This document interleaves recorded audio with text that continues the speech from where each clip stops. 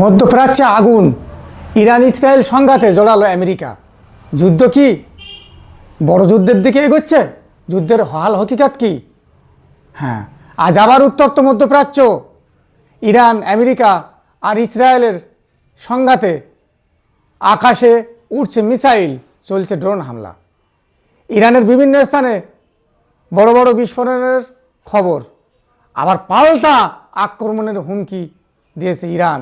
Iran ছেড়ে কথা বলছে না, ইরান বলছে ছলে বলে কলে কৌশলে যেভাবে হোক নেতানিয়াহুকে খতম করতে চায়। তাই জন্য তারা বিশ্বজুড়ে বিশেষভাবে একটা পথ ধরেছে। বিশ্বজুড়ে বাড়ছে তেলের দাম, হরমুজ প্রণালী নিয়েও তৈরি হয়েছে নতুন উত্তেজনা। বিশ্লেষকরা বলছেন এইভাবে যদি সংঘাত চলতে থাকে, না থামানো যায়, তাহলে পরিস্থিতি আরও খারাপের দিকে যাবে। তো বন্ধুরা, ইরান কিন্তু পিছু হটছে না। ইরানকে চতুর্দিক দিয়ে উপর থেকে ইসরায়েল এবং আমেরিকা বোমা বর্ষণ করছে, মানুষ মরছে, সম্পদ নষ্ট হচ্ছে, তবু ইরান পিছু হচ্ছে না। ইরান বলছে আমাদের কিছু হারানোর নেই, যা হারানো হয়ে গেছে।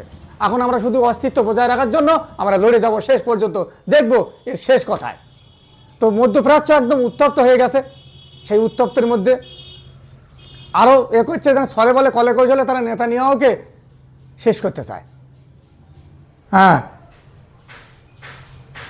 এই পর্যন্ত দেখা গেছে ইরানে প্রচুর পরিমাণে আক্রমণ করেছে আমেরিকা এবং ইসরায়েল, কিন্তু ইরান বসে নেই। ইরান উত্তর দিচ্ছে ঝাঁকে ঝাঁকে মিসাইল আর রকেট, আকাশটাকে ছেয়ে নিয়েছে, যেন মনে হচ্ছে ফুলঝুরির মতো। পুরো এঁকে গিয়ে ওদের ড্রোন যে নষ্ট করে, ড্রোনগুলো যে নষ্ট করে, সেই ড্রোনের আর কাজ করছে না। সেই ড্রোন, অ্যান্টি ড্রোন যেটা বলে, সেটা কাজ করছে না ইসরায়েলের, পুরো শেষ হয়ে গেছে। এবং জনগণ, নাগরিকরা বাংকারের মধ্যে আশ্রয় নিচ্ছে, খেতে পাচ্ছে না, বসতে পারছে না, শুতে পারছে না, সবসময় টেনশনের জীবনযাপন করছে। কি হবে, কখন এসে পড়বে বোম, কখন কি হবে, এই চিন্তায় বাচ্চাদের আবাল বৃদ্ধ বনিতা সব যেন পাগলের মতো হয়ে গেছে। হ্যাঁ, এবং সবাই তো এক না। ইসরায়েলের কিছু কিছু মানুষ তারা যুদ্ধের বিরোধী, তারা যুদ্ধ চায় না, তারা দেশ ছেড়ে ইতিমধ্যে পালিয়ে যাচ্ছে অন্য জায়গায়।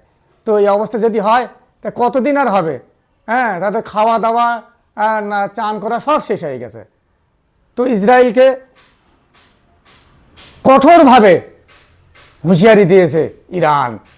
ইরান অভিযোগ করেছে যে অনেক মানুষ ইসরায়েলকে তথ্য দিচ্ছিল, এজন্য দেশ জুড়ে 500 জনকে আবার ইরান গ্রেপ্তার করেছে ইতিমধ্যে। হ্যাঁ, সেই সব ঘটনা ক্রমশ বেড়েই চলেছে। এবং ইরান যদি বলছে, ইরান বলছে আমাদের উপরে হামলা হলে আমরাও কাউকে ছাড়ব না। হ্যাঁ, কোনো দেশে, ইরাকে যেমন সাদ্দাম হোসেনের উপরে আক্রমণ হয়েছিল, ধরা পড়েছিল, আর আক্রমণ হয়নি। ওদের ভেঙে পড়েছিল রাজনৈতিক পুরো ভেঙে পড়ে গেছিল, ডিসিশন চেঞ্জ হয়ে গেছিলো। কিন্তু ইরানের ক্ষেত্রে সম্পূর্ণ বিপরীত। একটার পর একটা ওরা তালিকা তৈরি করে রেখেছে। এখন যে সুপ্রিম লিডার যদি মরে যায়, তারপরে আবার কি হবে সেটা ওরা তৈরি করে রেখেছে। ইরানের সর্বোচ্চ নেতা এও হুঁশিয়ারি দিয়েছে যে ছেড়ে কথা বলবেন না, ট্রাম্পকেও ছেড়ে কথা বলবেন, ট্রাম্পের দেশকেও ধ্বংস করতে চায়। কিছু কিছু জায়গায় এমন মানে ছাড়বে, এমন বোমা আবিষ্কার নিয়ে করছে, সমুদ্রের মাঝখানে গিয়ে ওই আমেরিকায় ছাড়বে বলে হুঁশিয়ারি দিয়েছে। তো বিশ্ব রাজনীতি এক অন্যরকম দিকে চলছে, ভয়ঙ্কর অবস্থার মধ্যে চলে যাচ্ছে। হ্যাঁ, উপসাগরীয় দেশেও হামলা অক্ষুণ্ণ। ইরানের মিসাইল হামলায় বাহরাইনের রাজধানী মানামায় মার্কিন নৌবাহিনীর ঘাঁটির কাছে বিস্ফোরণ হয়েছে এবং অনেক কিছু ধ্বংস করে দিয়েছে। ঠিক আছে বন্ধুরা, তো আমরা একটু জেনে নেই ইরানের পক্ষে কোন কোন দেশ এখন আছে। ইরানের পক্ষে আছে রাশিয়া আছে, চীনা আছে, নর্থ কোরিয়া, সিরিয়া। হ্যাঁ, রাশিয়া তো থাকবে, ইরানের বড় বড় কৌশলগত মিত্র হিসেবে রাশিয়া পাশে আছে। সিরিয়ার যুদ্ধসহ অনেক বিষয়ে একসাথে কাজ করেছে রাশিয়া। অস্ত্র, সামরিক প্রযুক্তি ও রাজনৈতিক সমর্থন দেয় রাশিয়া। নাম্বার 2 চীনা। হ্যাঁ, ইরানের সবচেয়ে বড় বাণিজ্যিক অংশীদারদের একটি। তেল কেনে এবং অর্থনৈতিক সহযোগিতা করে। আন্তর্জাতিক রাজনীতিতে অনেক সময় ইরানের বিরুদ্ধে কঠোর পদক্ষেপে বাধা দেয়। আর নর্থ কোরিয়া সে তো সামরিক প্রযুক্তি ও ক্ষেপণাস্ত্র উন্নয়নে সহযোগিতার কথা প্রায়ই শোনা যায়, আর আমেরিকার বিরোধী অবস্থানের কারণে ইরানের কাছাকাছি। ওকে, আর কয়েকদিন আগে তো 10টা মিসাইল ছাড়লো, রকেট ছাড়লো